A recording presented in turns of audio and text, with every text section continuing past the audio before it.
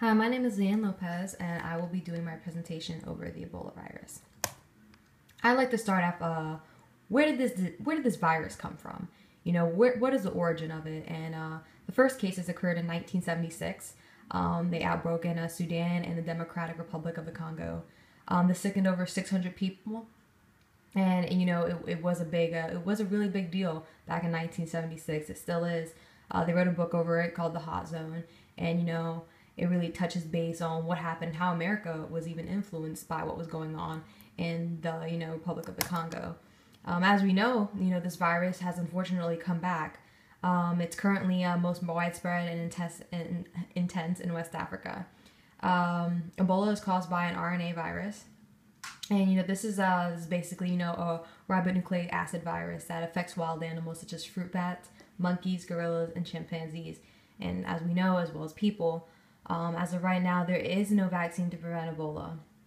New Ebola medications are in development, but they have to go through a bunch of trials, and there are a lot of things that have to be tested for effectiveness, and they haven't yet come to a conclusion on a sure cure for Ebola.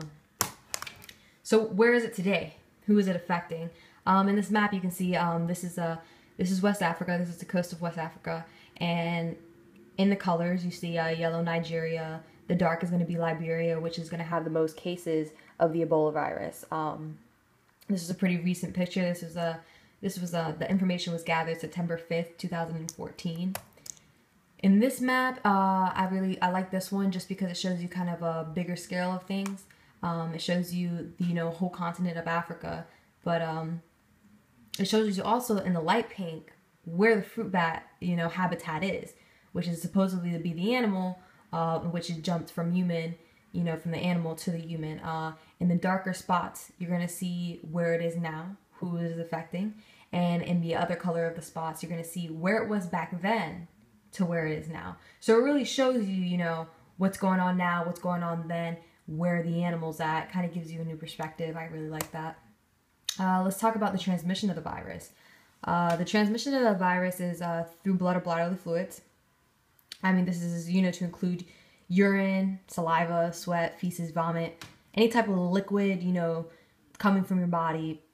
You just don't want to touch it. I mean, not good at all. A given is going to be needles and syringes that have been contaminated with the virus. Ebola is not airborne. Thank God for that. It's not airborne at all. We hope that it doesn't evolve into that. There's no evidence also that mosquitoes or other insects can actually hold and contain and transmit the Ebola virus.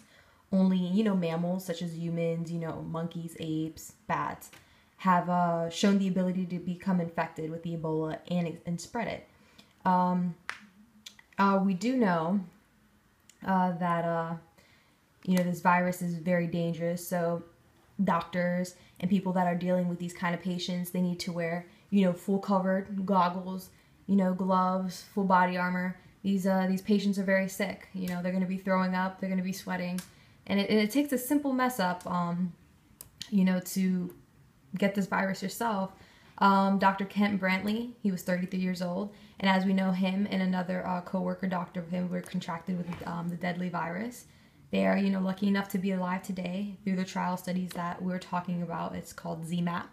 And they were given those and they healed, but those same treatments didn't quite work for the most recent patient that was located in Dallas, Texas.